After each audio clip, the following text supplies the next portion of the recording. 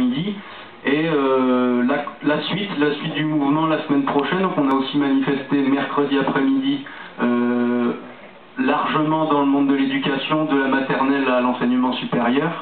Et donc la semaine prochaine, avec notre point central sera la manifestation grève interprofessionnelle, intersyndicale de jeudi, et puis tout reste à organiser, mais des idées d'occupation nocturne du centre d'Outreau mercredi soir, et puis bon, ça foisonne d'idées, dira-t-on. Maintenant il faut les mettre en place et les organiser. Je sais pas si c'est ok là, clair. C'est très clair, merci Antoine.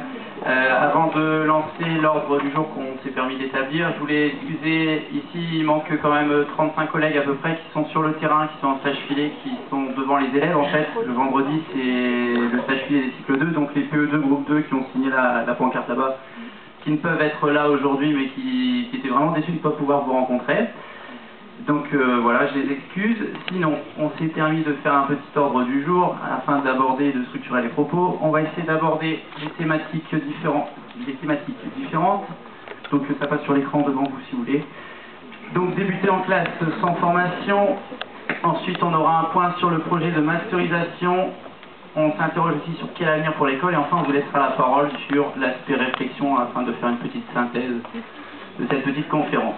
Donc on a essayé de structurer la chose en mettant des documents d'appel et puis en essayant qu'un maximum de personnes participent. N'hésitez pas à lever la main. Le premier point abordé, donc débuter en classe sans formation. Donc on s'interrogeait sur la difficulté de la prise de fonction sans formation professionnelle. Donc pour cela on a fait... Non, on voit très bien, ça passe au-dessus de vous.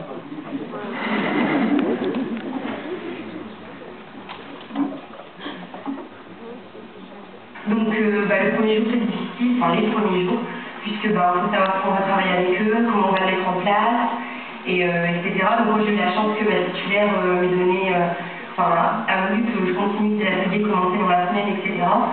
Et donc le soutien des formateurs, de nos tuteurs a été très enrichissant, et puis c'est comme ça qu'au fur et à mesure de la formation, c'est moins difficile et on s'adapte plus facilement. Mon entrée dans le stage filé, ça a été quelque chose de très compliqué. J'avais pas vraiment d'a priori, je savais pas vraiment où j'allais, et quand je suis arrivé devant les élèves, franchement, ça a été, je vais utiliser un terme à ma famille, le flip total, parce qu'on ne sait pas où on va, je savais pas ce que je devais préparer avec eux, j'avais peur vraiment de faire des bêtises constamment, et ça a duré vraiment un certain temps, les 2 premiers mois, 3 premiers mois. Et derrière, heureusement, j'ai eu donc cette formation l'UFM avec les conseils de tous les autres qui étaient dans la même situation que moi, les conseils des formateurs, des tuteurs, et ceux qui pouvaient justement nous apporter des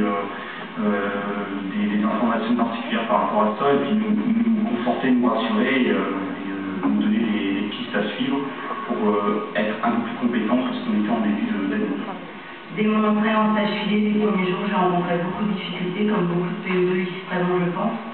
Et ce que j'ai fait aussi, j'ai fait pas mal d'erreurs, mais je ne me rendais pas compte que je faisais des erreurs avec les enfants. Et cette prise de conscience, je l'ai eue dans les SPA grâce aux ENF qui m'ont regardé passer devant une classe et qui m'ont dit tu fais ça comme erreur. Et ça a été mon seul moyen de me rendre compte de ces erreurs. Et s'il n'y avait pas eu ces stages, je continuerais à les faire sans savoir les erreurs que je pourrais commettre en ce moment. J'ai circulé sur les complémentaires. Donc j'ai été balancée, on peut dire, devant une classe pendant 6 mois à plein temps. Je suis donc venue en CE2 avec beaucoup d'a priori en ce qui concerne la formation.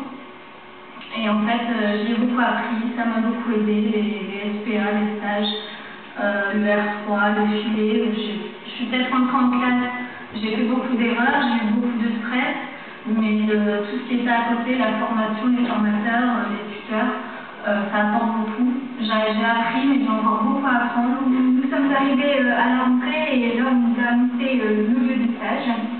Donc moi, c'était un CE1 à Vendée. Et moi, une classe de moyen, comment, et de CP à Aix-sur-la-Ville, donc à 1 heure de chez moi. Donc 3 jours après, il fallait être devant sa classe. C'était la panique. Alors, d'abord par rapport à ce qu'on allait faire pendant la journée, au niveau de la préparation, des contenus, des programmes, par rapport à la gestion de la classe, on ne savait pas du tout comment s'imposer dans la classe, à la gestion du temps, et aussi par rapport le rapport à la titulaire de la avons réussi à surmonter beaucoup de difficultés, donc grâce au stage, grâce aux tuteurs, grâce à la formation. Mais ensuite, il nous reste encore énormément à surmonter. Donc bon courage à tous ceux qui nous revoient malheureusement.